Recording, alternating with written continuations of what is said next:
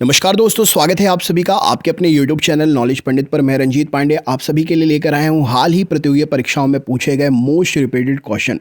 आपको पता ही है रेलवे के और एसएससी के एग्जाम अभी बहुत हुए हैं और उनमें सबसे ज़्यादा जो जीके के क्वेश्चंस पूछे गए हैं इस वीडियो में टॉप 30 क्वेश्चन में लेकर आया हूँ। आप चेक करिए कितने क्वेश्चन आपसे बन पाते हैं। साथ ही दोस्तों मैं आपको बताना चाहूँगा मेरी एप्लीकेशन भी है, आप मेरी एप्लीकेशन डाउनलोड कर सकते हैं। डिस्क्रिप्शन बॉक्स में मैंने अपनी एप्लीकेशन की लिंक दे दी है। एप्लीकेशन पर आपको subject wise test series, PDF, video सब मिलते हैं, तो आप अपने दोस्तों को भी सजेस्ट करें। अपने एग्ज़ाम की तैयारी करने के लिए हमारी एप्लीकेशन ज़रूर डाउनलोड करें। चलिए अभी हम शुरू करते हैं वीडियो, देखते हैं कितने क्वेश्चन आपसे बनते हैं। सबसे पहला प्रश्न, भारत की संसद में जम्मू कश्मीर को लेकर 5 अगस्त 2019 को सर्वप्रथम राज्यसभा में धारा 370 को हटाने को लेकर संविधान संशोधन विधेयक पेश किया गया था। ये विधेयक किसके द्वारा पेश किया गया था? राइट आंसर क्या है? तो ये विधेयक जो है अमित शाह जी के द्वारा पेश किया गया था। भारतीय हॉकी टीम के नए कोच अप्रैल 2019 में कौन नियुक्त किए गए थे? सही उत्तर क्या हो जाएगा? तो भारतीय हॉकी टीम के नए कोच अप्रैल 2019 में ग्राहम रीड नियुक्त किए गए थे। हड़प्पा सभ्यता किस युग की सभ्यता मानी जाती है? तो हड़प्पा सभ्यता कांस्य युग की सभ्यता मानी जाती है। भारतीय उद्योग परिसंघ के नए अध्यक्ष पद पर अप्रैल 2019 में किसे नियुक्त किया गया था? तो अप्रैल 2019 में भारतीय उद्योग परिसंघ के नए अध्यक्ष के रूप में विक्रम किर्लोस्कर नियुक्त हुए थे। सिस्मोग्राफ किसे मापने के लिए काम में लाया जाता है? राइट आंसर क्या है? तो सिस्मोग्राफ जो है भूकंपीय तरंगों को मापने के लिए प्रयोग में लाया जाता है। सर्वोच्च न्यायालय ने पूर्व मुख्यमंत्री सरकारी आवास के हकदार नहीं होंगे, यह फैसला जनहित याचिका गैर सरकारी संगठन जिसका नाम लोक प्रहरी है उसकी याचिका पर अपने फैसले को सुनाया। ये फैसला कब सुनाया था? तो सर्वोच्च न्यायालय ने 7 मई 2018 को यह फैसला सुनाया कि जो भी पूर्व मुख्यमंत्री हैं वो सरकारी आवास के हकदार नहीं होंगे। संविधान सभा के उपाध्यक्ष कौन थे? तो संविधान सभा के उपाध्यक्ष HC मुखर्जी थे। नेक्स्ट क्वेश्चन है, भारत सरकार ने प्रथम तिमाही की लघु बचत पर ब्याज दर जून 2019 में बचत खाता ब्याज दर कितनी रखी थी? तो ये 4% 2019 में बचत खाता ब्याज दर थी।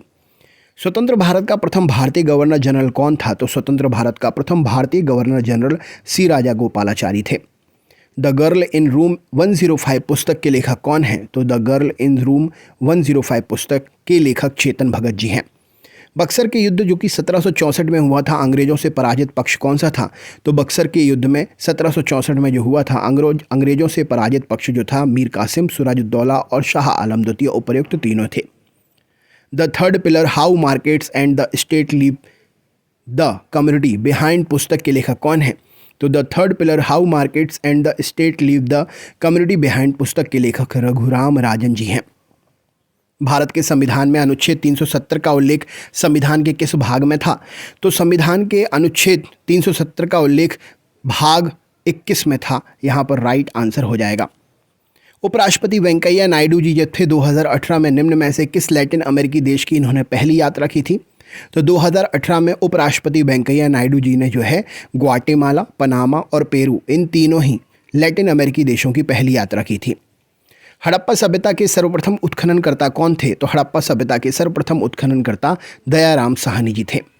आरबीआई ने द्विमासिक मौद्रिक नीति की समीक्षा जारी की जिसमें 7 अगस्त 2019 को रेपो रेट कितनी रखी थी? तो 7 अगस्त 2019 को रेपो रेट 5.40 रखी गई थी। भूकंप की सर्वाधिक विनाशकारी तरंग कौन सी तरंगें होती हैं? तो एल तरंगें भूकंप की सर्वाधिक विनाशकारी तरंगें हैं।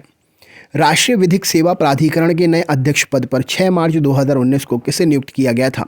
तो राष्ट्रीय विधिक सेवा प्राधिकरण के नए अध्यक्ष पद पर 6 मार्च 2019 को SA बोबड़े को नियुक्त किया गया था। शिक्षा का अधिकार कौन से अनुच्छेद में दिया गया है? तो शिक्षा का अधिकार अनुच्छेद 21 में दिया गया है। भारतीय जीवन बीमा निगम के नए चेयरमैन मार्च 2019 को कौन नियुक्त हुए थे? तो भारतीय जीवन बीमा निगम के नए चेयरमैन मार्च 2019 को MR कुमार नियुक्त हुए थे। लॉर्ड कैनिंग ने महारानी विक्टोरिया का घोषणा पत्र 1858 में किस स्थान पर पढ़कर सुनाया था? तो लॉर्ड कैनिंग ने महारानी विक्टोरिया का घोषणा पत्र 1858 में इलाहाबाद में पढ़कर सुनाया था। भगौड़े आर्थिक अपराधियों की संपत्ति जब्त करने संबंधी अध्यादेश 22 अप्रैल 2018 को जारी किया गया था। कितने करोड़ ऋण पर लागू ये भगौड़ा आर्थिक अपराधी अधिनियम होता है? तो 100 करोड़ से अधिक संपत्ति के जो ऋण पर ये भगौड़ा आर्थिक अपराधी संपत्ति जब्त करने का अध्यादेश लागू होता है। मुर्शिदाबाद से मुंगेर राजधानी परिवर्तित करने वाला बंगाल का नवाब कौन था? तो मुर्शिदाबाद से मुंगेर राजधानी परिवर्तित करने वाला बंगाल का नवाब मीर कासिम था। माइंड विदाउट फियर पुस्तक के लेखक कौन हैं? तो रजत गुप्ता माइंड विदाउट फियर पुस्तक के लेखक हैं। भारत के राष्ट्रीय खेलों का आयोजन 2019 में कहाँ किया जाना प्रस्तावित था, जो कि 36वें राष्ट्रीय खेल थे? तो गोवा में ये 36वें राष्ट्रीय खेलों का आयोजन किया जाना प्रस्तावित था। वर्टूज इन आइडवीज आई डिड इट माई वे पुस्तक के लेखक कौन हैं? तो वर्टूज इन आइडवीज आई डिड इट माई वे ये पुस्तक शरद दत्त ने लिखी है। हड़प्पा निवासी किस वस्तु के किस प्रमुख धातु से अपरिचित थे? तो हड़प्पा निवासी लोहे से अपरिचित थे। विश्व की जनसंख्या रिपोर्ट 2019 के अनुसार यूएनओ के अनुसार भारत के संदर्भ में कौन सा कथन इनमें से असत्य है?